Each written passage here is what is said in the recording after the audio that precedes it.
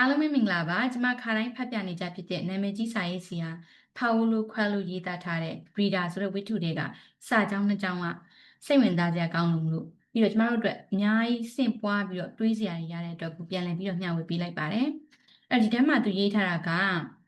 choosing a path meant having to miss out on others အဲ့ဆိုလိုတာကလမ်းတစ်ခုကိုရွေးချယ်လိုက်တာဟာကျန်တဲ့လမ်းတွေကိုလက်လွတ်လိုက်ရတာပါပဲနောက်တစ်ကြောင်းကဆိုရင်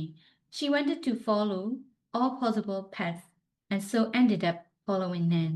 အဲ့တော့သူမကဖြစ်နိုင်သမျှဒီလမ်းကြောင်းတွေအားလုံးကိုလိုက်ချင်နေခဲ့တာဖြစ်တဲ့အတွက်ကိုနောက်ပိတ်ဆုံးမှာတော့ဘာလမ်းကြောင်းကိုမှမလိုက်ဖြစ်ခဲ့ဘူးမရွေးခဲ့ရဘူးပေါ့နော်အဲ့ဒါလေးကအသက်ပဲအဲ့တော့ဆိုလိုချင်တာကကျမတို့လမ်းကြောင်းတစ်ခုကိုရွေးလိုက်မယ်ဆိုရင်တခြားအရာတွေအားလုံးလက်လွတ်ဆုံးရှုံးရမှာကြောက်တဲ့စိတ်နဲ့ဝေခွဲမရတွေဖြစ်ပြီးအခါမှာမတေချာမရရာတွေဖြစ်တတ်ကြတယ်နောက်ပြီးတော့ဒီထက်မှာစာရေးဆရာရဲ့ထုံးကသူပြောထားတာကအပြစ်တင်နေဆိုတာတတ်ပေါ့နော်ဒီကျမတို့လူသားတွေရဲ့ဖြစ်လိဖြစ်တာရှိတဲ့စိတ်ဒဇနံပေါ့နော်ဒါ breeder တွေမဟုတ်ဘူးကျမတို့ဆိုလည်းဒီလိုမျိုးဖြစ်လိဖြစ်တာရှိတာပဲပေါ့နော်ဒီအကြောင်းအရာတွေကိုနောက်ပြီးတော့ဒီခုခေတ်မှာဆိုရင်ပြောနေကြပါလဲဆိုတော့ fear of missing out FOMO လို့လည်းခေါ်ရပေါ့နော်ခုဘာတွေခေတ်ရည်စည်းကြောင်းနဲ့ဖြစ်နေလဲအဲ့ဒါတွေကိုလိုက်ပြီးလှုပ်ချင်တယ်သူများတွေလှုပ်တတ်ပြီးတော့ကိုကမလှုပ်တတ်မှာအရင်စိုးရင်အဲ့တော့ကို့မှာလှုပ်เสียတွေကများလာတယ်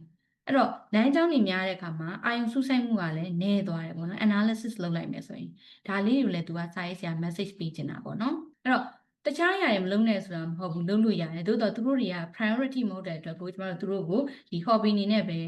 အနည်းငယ်လုပ်တာမျိုးပေါ့နော်နောက်ပြီးတော့ကျမတို့လက်လွတ်တတ်ရမယ်တခုခုကိုကိုကရွေးချယ်ပြီးဆိုရင်ကျန်တဲ့အရာအလုံးလက်လွတ်နိုင်မှုကိုလုပ်ရမယ်တက်တည်ရှိရမယ်ပေါ့နော်ဒါလေးကအဓိကပေါ့နော်အဲ့ဒါမှဒါကိုကဒီလမ်းကြောင်းတစ်ခုကိုရွေးလိုက်ပြီဆိုရင်အဲ့ဒီလမ်းကြောင်းမှာ